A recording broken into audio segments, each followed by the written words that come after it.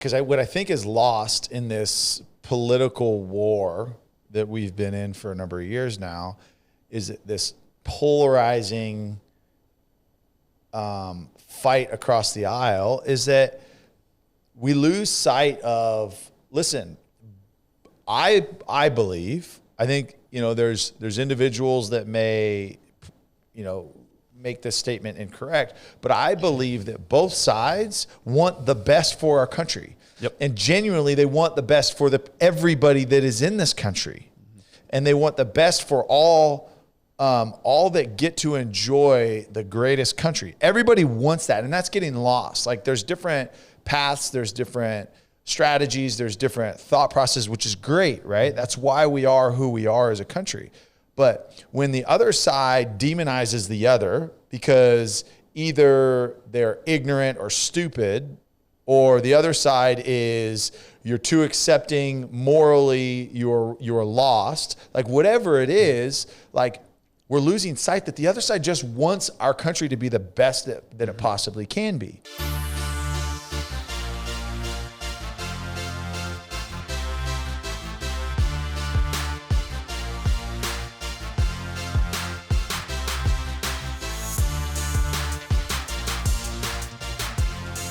Have you ever wondered why there's so much divide between the left and the right, politically speaking? Yes. Dumb question, right? Yeah. What if I told you that the answer could be as simple as dopamine? Would you believe me? I'm gonna say I feel like there's other factors For sure. that could play into it. I'm trying to be an extremist here. Hey, but I'm intrigued. Go ahead. Sensationalized speaking. I'm trying to sell something. It's only one reason. I'm trying to sell something here. I'm going to convince you today that dopamine is the cause of our nation falling apart right now. Oh, all right. How's that for a cliffhanger? So if you're just joining us, not dopamine, but okay. So if you're just joining us, we are going through a series. Last week was part 1. Today's part 2 of a book called The Molecule of More: How a Single Chemical in Their Brain Drives Love, Sex, Creativity, and Will Determine the Fate of the Human Race. And this book is all about dopamine, different subsections of how dopamine's evolved. Today's section was very fascinating, especially given our current political climate. Yep. Was all about politics and how dopamine plays a role in our political system, and why we're more divided than ever. Yeah. Give us kind of a reason for it. So if you have ever wondered the difference between a liberal and conservative, again, I think it can be explained through this molecule of dopamine. So from the book, he says, liberals often refer to themselves as progressives, a term that implies constant improvement. Progressives embrace change. They imagine a better future and in some cases even believe that the right combination of technology and public policy can eliminate fundamental problems of the human condition such as poverty, ignorance, and war. Progressives are idealists who use dopamine to imagine a world far better than the one we live in today. That's interesting. The word conservative, on the other hand, implies maintaining the best of what we have inherited from those who have come before us. Conservatives are often suspicious of change. They don't like experts who try to advance civilization by telling them what to do, even when it's in their own best interest. Conservatives distrust the idealism of progressives, criticizing it as an impossible effort to build a perfect utopia, an effort that is more likely to lead to the totalitarianism in which the elite dominate all aspects of public and private life. What do you think about those two definitions of conservative and libertarian? So there's an episode of Yellowstone this last season. And if you're familiar with the show, John Dutton announces that he's running for governor. And his speech to announce that he is running for governor is 100% in line with what that definition of conservative is, right? He says, these people want to come in and they want to talk about progress. They want about change. They want to take our land from us. He says, if that's what you want, don't vote for me, because I am the antithesis of progress. I am progress's enemy. And thinking about it, like, I understand how the conservatives, the right align with that. Like, hey, like we want to continue to master this system that we've been in and created, and we want to be better at it, right? I don't think conservatives say, hey, there's no changes that need to be made, but it's like, hey, we know this system, we can just make this better. Whereas I feel like the progressive side, the left, they're very much like, no. Like, we got to try this. We got to try that. We got to do this. We got to try that, right? That's where that dopamine comes in. Yep. Whereas that higher level of dopamine is like, no, that didn't work. Okay, let's try this. Let's try that. Oh, no, we need to fix that. So let's fix it this way. And it's like reinventing the wheel over and over and over and always over something again. better. Right? So there's that, like, the idea is, all right, take one step back to go two steps forward. The problem is, I feel like dopamine, it hits, and do we get those two steps forward? Right. Are we actually making that progress? Like the progressives, like the question is like, how much progression are we actually making? Now, I would argue there has been significant progression, especially over the last 60 years, 50 years, right? Yeah, for sure. There's been a lot of progression in a lot of different ways. But what I have a hard time with in aligning more on the conservative side is that just because it's in place doesn't mean that it needs to change. Right. And that it's old school and that it's simple thinking. That's the problem. And I feel like the battle is like, oh, you're simple minded. You're simple. Like this has been a policy for 100 years. It should not be the same today as it was then. It's like, well, there's a reason that our founding fathers created the Constitution the way that it is, the way that they did, is because it was to remove themselves from Mother England and to stop the tyranny that was happening and the overtaxation and all these things that were happening in the colonies. And there's fundamental principles that are morally still to this day just as relevant as they were back then. Yeah, the thing about it is, think about those first colonizers. Yeah. Dopamine drove them to a better life. 100%. To a life that was removed from authority, right? So they had a very liberal mentality of... Think about progressives created this country. Exactly. And so when the progressives created the country and established the Constitution and the way of life, now people that want to conserve that, conservatives, do everything they can to keep that status quo. Yeah. Whereas progressives want to continue on, keep marching forward, keep... seeing how we can innovate, seeing how we can improve. So we talked about this last week. Dopamine drives you to improvement. It drives you for more. Whereas the here and now chemicals, as this book refers to, oxytocin, serotonin, those things, allow you to enjoy. And so the chemical difference between a conservative and a liberal is somebody who wants to preserve, somebody who wants to enjoy, for lack of a better term, versus somebody who says, hey, guys, this is good, but we can be better. Yeah. We'll be happy when this is fixed. So I don't want to demonize liberals, because I think I do, based on these definitions, I think I do lean more towards the conservative mentality in most ways.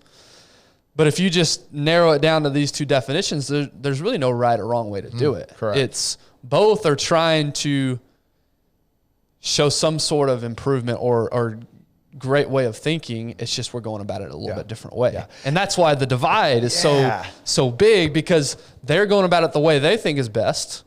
Conservatives are going about it the way they think is best. And then you get this clash of opinion and methodology. Yeah. Even though we're both trying to get a better outcome, or at least conserve an outcome that we like, we're going about it a little bit different. Yeah, and that's a great point, because what I think is lost in this political war that we've been in for a number of years now is this polarizing fight across the aisle, is that we lose sight of, listen, I think, there's individuals that may make this statement incorrect, but I believe that both sides want the best for our country. Yep. And genuinely, they want the best for everybody that is in this country. And they want the best for all that get to enjoy the greatest country. Everybody wants that, and that's getting lost. Like, there's different paths, there's different strategies, there's different thought processes, which is great, right? That's why we are who we are as a country. But when the other side demonizes the other because either they're ignorant or stupid, or the other side is you're too accepting, morally you're lost, like whatever it is, like we're losing sight that the other side just wants our country to be the best that it possibly can be. Yeah. Now, again, politicians is debatable on what your motivation we'll get is into and all that. Yeah, we'll get into the actual politicians. Yeah. We're talking more the actual people. That's right. We'll get more of the politicians here in a second. But I think you're exactly right. The loudest 10% get all the headlines, right? They get all the media attention, of course. It's more fun to talk about. It's more of a car wreck to witness. Yep. But the 90% of everybody else, you're right. Like the hardcore liberals that I know, quote unquote hardcore liberals, they're great people that want better for others. They have great hearts. The people that I know personally. Mm-hmm. They may go about it in a different way that I'm comfortable with going. Yep. But their heart is still the same of, hey, there's people hurting and we need to help them. Yeah, I mean. Whereas me as more of a conservative, I have that same mentality. Hey, there's people hurting, we need to help them. But my way of getting there and helping them is going to look different than a person who with a bleeding heart and a hardcore liberal. That's right. Because that dopamine is pushing them to certain ways, right? They think that policy, they think a government should come in and mandate these things and write into law, and that's how it should be accomplished. Whereas conservatives think, hey, leave us alone, let the people do it. Yeah. Right? So end result is still the same. The goal is still the same. But going about it is different, which makes me now want to fight you, not fight you literally, but argue with you because you're going about it a different way that I don't agree with. Yeah. And I mean, look, and I feel like you're kind of going there, but let's take gun laws right now, right? Is both sides recognize, okay, listen, like there are innocent kids and children around the country, not just Uvalde, not just, I mean, there was a shooting in Dallas yesterday at the airport, which would be a couple days ago when this airs, but there's shootings all over. Let's not forget about Southside Chicago. Let's not talk about some of these inner cities where there's shootings every single day. The conservatives don't want those shootings to happen. Right. And their solution is, okay, let's give the right to those that can legally and responsibly handle a firearm the opportunity to defend themselves. The other side is saying, look, we don't want these school shootings to happen. Let's take all the guns away. Mm-hmm. Two completely different paths on solving the same problem. Right. And so again, let's not demonize the other side because, just because you believe different than me, that you're an idiot or you're stupid. How could that possibly?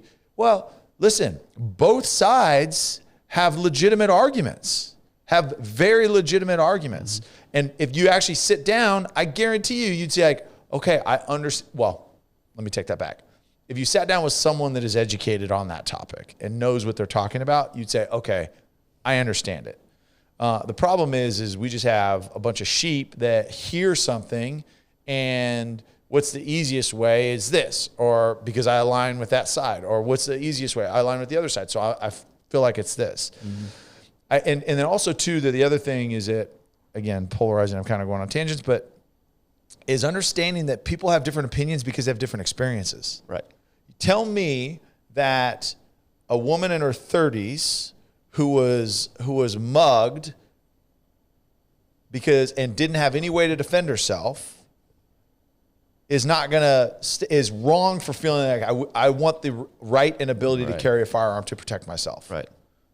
Tell me that she's wrong. Mm-hmm. She had an experience that someone over here is saying ban all guns has never had. Right. So just understanding, look, people have different experiences that lead them to believe something that may be different than you, and that's okay. Yeah. Well, and again, the whole abortion conversation. Yep. Right. Where you just use that example, think about the fringe example of a teenager who gets raped. Yeah. Right. Of course, they're going to believe in the ability to choose because they went through that traumatic experience, whereas somebody who never did may not have that same perspective. Yeah. It's you would like, and our government was supposed to be set up this way. It's a group of wise men and women who think rationally, even though they disagree, they think rationally, they come together, they decide together, let's all work towards this. Now it's been, over time, it's morphed into right versus left, let's fight against each other. It's not really work together. Yeah. But the basic idea is a good idea of getting rational human beings together in person and let's talk this out. Yeah. And how can we maybe negotiate? How can we give a little bit? But, and again, we'll talk about that here in a second. That's been bastardized. That's been taken away because of there's so much to gain from winning. And lastly, so much we got to get back to the book, but just on the abortion thing, it's really, really funny.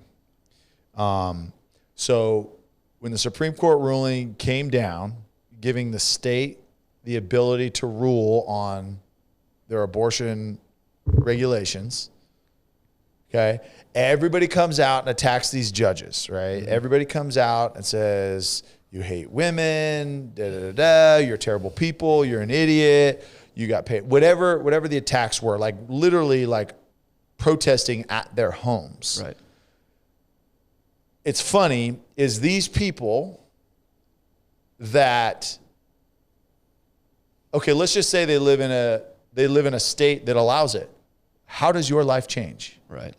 Okay. You live in a state that has said, hey, we're going to continue to allow it. Okay, now here's the other side that I have a question is if this is so important to you and you live in a state that like Arkansas that came out really quickly and said, hey, no more abortions in the state of Arkansas. Okay. If you live in the state of Arkansas and you really believe it, how important is that to you?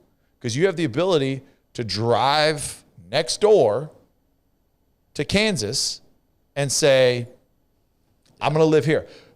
But you're just going to go complain and you're going to do all this. If it's that important to you, you have the ability to go wherever you want to go. And again, I'm not saying financially you do, but like if it's really that important to you, then you have the ability to go wherever. The ruling at the Supreme Court only stated that, hey, it's the state's decision. It's not our decision. Yeah. No, I'm with you. It's ironic because it just gave the states the ability to make their decision as opposed to a national mandate. But guess what, progressive? Hey, there's something new. Go get your dopamine rush by moving to another state. Yeah, I guess the counter argument is if you truly believe in something, you want everybody. If you're that hardcore into it and you're really, really passionate about it, you don't want anybody to have to, like, let's just say the people that are pro-abortion, right? I'm not saying I sympathize with them. I'm just saying in their minds, we don't want anybody to not be able to get abortion. So if you just say, well, why don't you just leave and go to another state? To them, that doesn't solve the problem because there's still states out there that are doing this. The problem that I see is not necessarily the people that need it. It's the physicians and nurses that have to perform it, that are forced to perform it if they're in a state that allows it, or they get sued because if they choose not to do it. Yeah. So that's the problem. So if you're like a general physician or you're, let's say you're OBGYN, you're someone that's qualified to do something like this, and you don't believe in your heart that taking this child's life, especially where the regulations have gone on when you can abort, is you're then forced to, or you could potentially be sued or lose your license. Yeah. Like that to me is really unfortunate. Yeah, and not to go down on abortion tangent sorry, here. Totally we're running up against the clock here. But I think the point is whatever you're passionate about, whether you're conservative and you're against abortion or you're a progressive and you're for abortion, it's not good enough just to say, if you're truly passionate about it, it's not good enough to just say, well, I'll just move somewhere else because you don't want it anywhere. That's the point. Is you don't want it to be legal anywhere, so you're going to fight for it. Or you want it to be legal everywhere, so you're going to fight for it. That's where the whole argument of, well, why don't you just move? So, again, that's not even near, that's so far away from the whole point that's not even funny. But back to the book. All right, I want to take a quick minute to talk about our partner, Choctaw Casino and Resort. We are really, really humbled and grateful to be a partner for them. If you've listened to the show for any amount of time, you've heard how great the resort is there, how great the casino is, the new expansion. They've doubled in size, 3,000 new slots. They've got unbelievable sports bar. They've got unbelievable restaurants, unbelievable movie theaters, arcades for kids. It is endless, the things that they've not only improved but added. But it's just the experience that they provide is second to none. Choctaw Nation has done an incredible job with the community, with philanthropy, with support. They have just done incredible things. So we are extremely humbled and grateful to partner with Choctaw Casino and Resort. Make sure, I know you know it, it's just a short drive up 75. Go check them out. And now back to the episode. It talks about, we brought up the issue of, helping out the poor or helping out people in need. How do we get there is a little bit different. So it says the left-right disparity in charitable giving was described in a research report published by the Chronicle of Philanthropy. Philanthropy? Is that the right word? Philanthropy. The researchers used IRS data to evaluate charitable giving by state based on how each one voted in the 2012 election. The Chronicle found that people who gave the highest percentage of their incomes lived in states that voted for Romney, while people who gave the lowest percentage of their income lived in states that voted for Obama. The differences were independent of income. Poor, rich, and middle-class conservatives all gave more than their liberal counterparts. It's interesting, isn't it? Ironic. That's interesting, isn't it? So conservatives gave more money to charitable organizations than liberals did. So the question on that, though, is is there also a study that shows who actually goes and serves? Funny you should say that. Let's keep reading. These results don't mean that conservatives care more about the poor than liberals do. Instead, liberals are more comfortable focusing on humanity rather than humans. Liberals advocate for laws that provide assistance to the poor. Compared to the charitable giving, legislation is a more hands-off approach to the problem of poverty. This reflects our often observed difference in focus. Dopaminergic people are more interested in action at a distance and planning, while people with high H&N levels tend to focus on things close at hand. In this case, the government acts as an agent of liberal compassion and also serves as a buffer between the benefactor and the beneficiary. Which is better, policy or charity? It depends on how you look at it. As one would expect, the dopaminergic approach, policy, maximizes resources that are made available to the poor. Maximizing resources is what dopamine does best. In 2012, federal, state, and local governments spent about $1 trillion on anti-poverty programs. That's approximately $20,000 for every poor person in America. Charitable giving, on the other hand, was only $360 billion. The dopaminergic approach provided almost 3 times as much money. On the other hand, the value of help is more than dollars and cents. The here and now emotional impact of impersonal government assistance is different from a personal connection with a church or charity. Charity is more flexible than law, so it's better able to focus on the unique needs of real individuals as opposed to abstractly defined groups. Many charities stress personal responsibility and good character as the most effective combatants of poverty. Almost everyone wants to help the poor, but depending on whether they have dopaminergic or H&N personality, they will go about it in different ways. Dopaminergic people want the poor to receive more help, while H&M people want to provide personal help on a one-on-one basis. That was interesting. So we had someone that we used to work with. One thing that he said is, charities need 2 things. They need people to volunteer and give their time. And charities also need people to volunteer and give their treasures, give their money. Yep. I say this, there's a lot of people that are willing to go give some time and volunteer some time, as opposed to, okay, hey, look, I'm going to help fund this because this actually takes funds. I say that, but I do feel like people are less and less willing to go volunteer physically. There's definitely nuance to it's a convenient excuse to say, I'm dopaminergic, so I'm just going to give money. Yeah, exactly. Well, I'm here and now, so I'm going to go actually give my time. Yeah. So I don't know. It needs both. Sure. Charities, nonprofits, service programs, they need both. Yep. And, luckily people are wired to do both. It's just just make sure that We are doing both. Yeah. Yeah. And to your point, it does take both, because they said $1 trillion, and yet we still face a massive poverty that's problem. like 20,000. So that's the whole like community service programs, especially government run. Look, I've got a couple clients that work in the government sector. Our government is beyond inefficient. Right. Like beyond. It's insane. It's insane. And especially you'll get government workers going over to the private sector, and it's night and day, because again, in the government, it's like, hey, we have to spend this money, and we have to. So in order to spend all the money, this program is going to take a little bit longer. Then we got to make it take longer. It's insane. And so what I struggle with, and again, it's a difference of opinion and it's a difference of execution, is I don't want to put the onus on the government to provide support, because I guarantee you that the $20,000 did not see its way to the impoverished. The people in need. Yeah. Yep. And you're very much a here and now driven person in this regard. You do love getting in the community. You do love actually facing and helping people face to face. And to your point earlier, if all we ever did was give money, clearly that's not the answer. No. But if all we ever do is give time and nobody ever donates money, clearly that's not the answer. That's right. It said it right there. We all want the same thing. We all want to help the poor. Yeah. But we're going to go back. We need both methods. We need both approaches. Yeah. You need money and you need time. Yeah.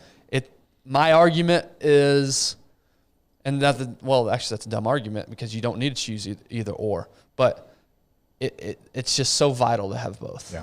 Right? You have to have the money to fund it, but at the same time, you have to teach people skills. And how do you teach people skills? It's not by throwing money at them. It's by getting in there and getting your hands dirty and meeting with them face to face. Yep, that's right. And so my takeaway from that is, yet again, another area where we could argue and bicker, and we do. Instead, let's look at it as a group, and we're going to solve this together. Yeah. You go about it your way, I'll go about it my way. We're going to work together. You're going to give your money, I'm going to give my time. Yeah. We're going to solve this problem together. Yep. The problem is, in our opinion, as conservatives, as more conservative-minded people, is the liberals want an outside entity to come in and solve everything for us, whereas our mentality is, no, we can solve it ourselves. Yeah. Let's privatize And that's it. where the divide comes, is how much involvement do these politicians get to have into this, whereas we, the people, can figure this out on our own. And that's just where we get the difference of opinion on how to approach this. So now we do get into the politicians here and why they're so out of touch. I think you'll like this. He said it. I think you'll like this one. The essence of government is control. People may submit to being controlled as a result of conquest, or they may voluntarily give up some of their freedom in exchange for protection. The last 2 years remind you of anything? Either way, a small number of people are given power to exert authority over the rest of the population. It's a dopaminergic activity because the populace is governed at a distance through abstract laws. Although the threat of H&M violence is used to enforce the law, most people never experience it. They submit to ideas, not physical force. Distance insulates politicians from immediate consequences of their decisions. Raise a tax, cut funding, send someone to war. The person taking home less pay, receiving less help, or hunkered down in a foxhole will rarely be in the company of the person who put them in that position, as long as that person is in Washington, D.C. There's no opportunity for H&N circuits to trigger distressing emotions that would make these decisions more difficult. So they sit there in their ivory tower in Washington, D.C., make all these laws and mandates and things, and they're not out there living day-to-day. That's why these term limits, in my opinion, are so important. Yes. Now, I get why you want to have a skill. I understand you want somebody that knows what they're doing in office, but at the same time, if somebody's been up there for the last 40 years of their life and they haven't lived like a day-to-day normal human being, how are they expected to pass laws and things that are actually going to help those people? They're so out of touch with those people. They haven't lived that way ever in their entire adult life. Their entire career is built off of governing people. So how can you expect that person to lead the average human being? I agree. So I have a hard time with this. I'm 100% on board with you on, look, you've got to term out. You've only got so much time. This is a civil service. I have a hard enough time getting through working for 12 hours. And I don't have that much. I mean, I really don't have that much. Okay, if I can get through 8 things, like 8 significant things in my day, okay, I got a lot done. Mm-hmm. I can't imagine negotiating policy, writing policy, sitting in, congressional hearings, all the things that they're doing, and then still having the ability to go out and actually be with the people, talk to the people, live with it, as opposed to, okay, I wake up, I get to the Capitol, or I get to whatever government building I work in, and I'm there, and then I'm back home at dinner at 5:00. Like literally, it's like that's what they do, and it's a comfort level. Talking about comfort, right? They just get comfortable in that position, and the decisions I make really don't come back and affect me. Yeah. And to have some grace for them, I'm not saying I would be any different. If I was raised a certain way and I got in early at 20 years old and I'd spent my whole life in government, I would probably act the same way. But I think the point is, and that's why we've got to vote people in who are quote unquote normal everyday people who are just willing to serve for a few years and then get back out and go back to their normal life because they understand what it's like. These dopamine driven politicians, they constantly want more power, more money, more fame. And that's what's guiding their decisions as opposed to what's actually good for the people. And that's where I think we've gotten to the point of it. It's, Pelosi is a good example of this. She makes $200,000 a year salary, and she's worth how many millions of dollars because of trading in the stock market. Her husband trades in the stock market and apparently is more successful than even Warren Buffett himself. I don't know. Have you heard about this? How much money they make in the stock market, her and her husband? It's hundreds of millions of dollars that they're worth on a $200,000 a year salary, because she uses that power, she uses that fame, she uses that inside knowledge to be able to get herself more power, fame, money. That dopamine is strong in that lady. And she's not the only one. I don't want to single her out. There's a lot like that. But that's the thing, is when you let these people rule over your life and you give them more power, you give them more fame, of course they're going to seek that out. That dopamine is going to continue them driving. It's no different than any other job. They want more. See, that dopamine keeps them pushing more. Still want to be politicians, right? If there are actual restrictions that come with it, right? Again, term out. Hey, you're capped on. Look, you cannot trade while you are making policy that impacts business. You cannot trade in the stock market, nor can anybody in your family that closely related to you trade. Yes, because they're getting around the loophole of my husband does it. It's not me. My husband's doing it. Yeah. Well. Because you definitely don't talk to your husband. Well, I don't know. Yeah. But yeah, I agree.